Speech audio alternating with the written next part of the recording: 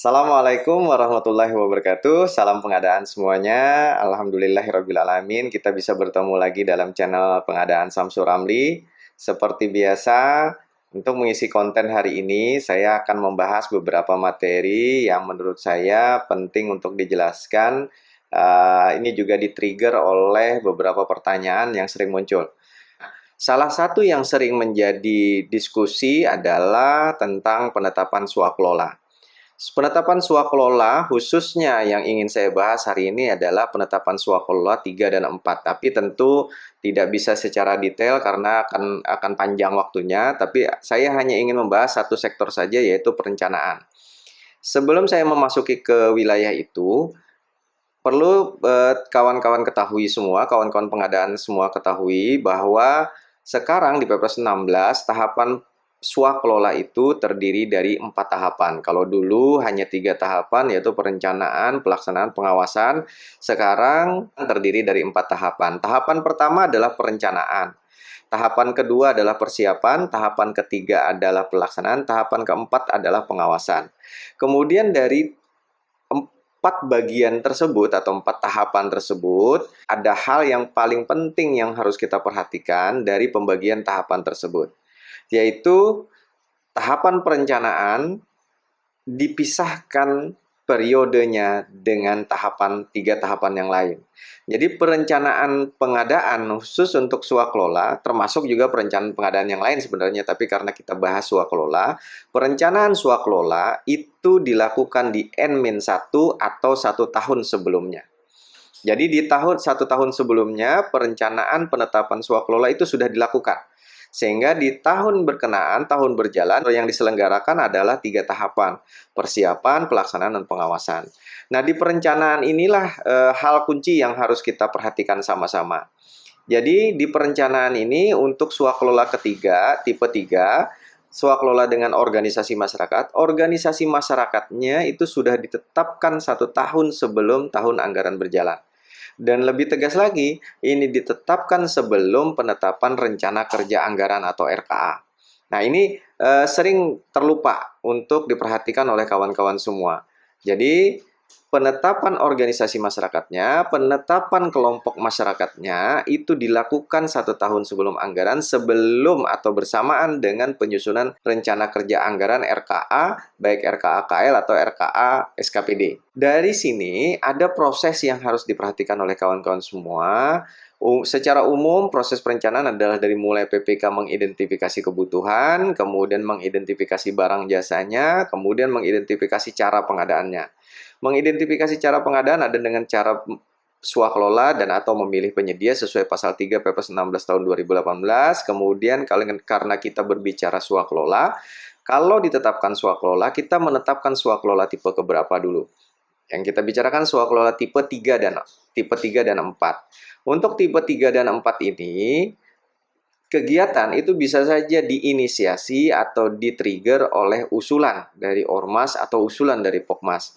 Bisa juga di-trigger dari adanya program yang sesuai dengan tujuan swaklola, gitu ya, yang sesuai dengan tujuan swaklola.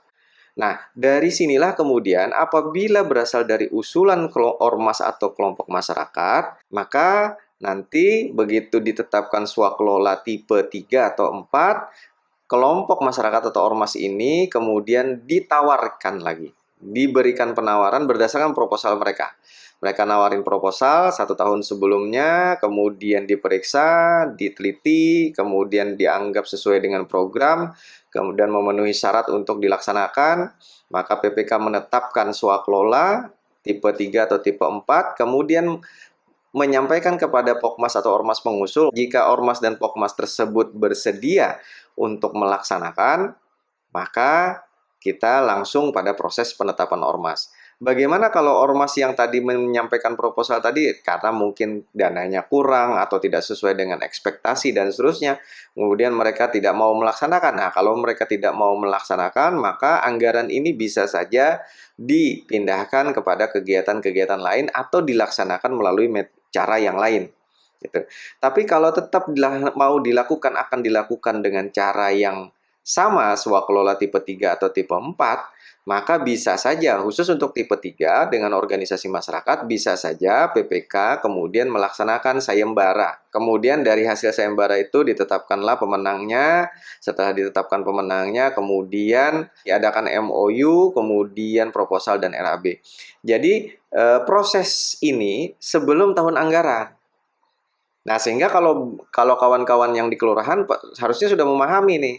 Tahun ini sudah segera mengidentifikasi organisasi masyarakat atau kelompok masyarakat yang mampu untuk melaksanakan pekerjaan sesuai dengan program yang sudah ditetapkan. Tadi misalkan penyediaan infrastruktur. Kalau tidak ada pada saat itu, maka kemudian sejak awal ditetapkan dalam tata cara perencanaan pemilihan penyedia. Misalkan belum tersedia ormas yang memiliki kompetensi teknis melaksanakan paving jalan. Nah, kalau tidak ada, jangan dipaksakan untuk swakelola tipe 3 dan 4. Dijustifikasi saja bahwa ormas dan atau pokmas yang ada di kelurahan itu belum mampu untuk melaksanakan. Sehingga dilakukanlah proses pemilihan penyedia agar programnya tetap berjalan dan masyarakat kelurahan tetap menerima manfaat terkait itu.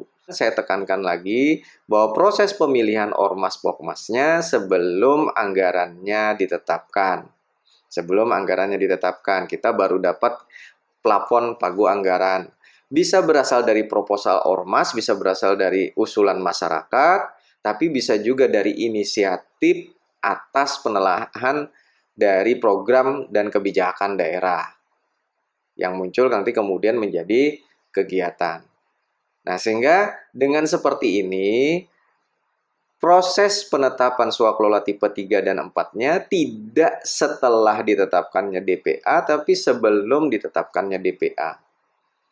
Diproses oleh PPK tahun sebelumnya, bisa juga dilaksanakan oleh PPK tahun sebelumnya yang dilanjutkan ke tahun berikutnya. Atau dilaksanakan oleh PPK baru, tidak masalah. Itu sudah diatur di Perlem 7 tahun 2018. Jadi yang saya tekankan di situ tadi, proses perencanaan swakelola itu di tahun sebelumnya, menetapkan ormas dan menetapkan pokmasnya, termasuk MOU-nya, itu sudah ada sejak 1 tahun sebelumnya, sebelum RKA-KL atau RKA-nya ditetapkan. Ini untuk menghindari permasalahan yang terjadi kemudian hari. Demikian yang bisa saya sampaikan, mudah-mudahan bermanfaat dan ada hal yang bisa diambil sebagai bagian dari memperbaiki proses pengadaan barang jasa kita. Saya Samsul Ramli, salam pengadaan, salam merdeka. Wassalamualaikum warahmatullahi wabarakatuh.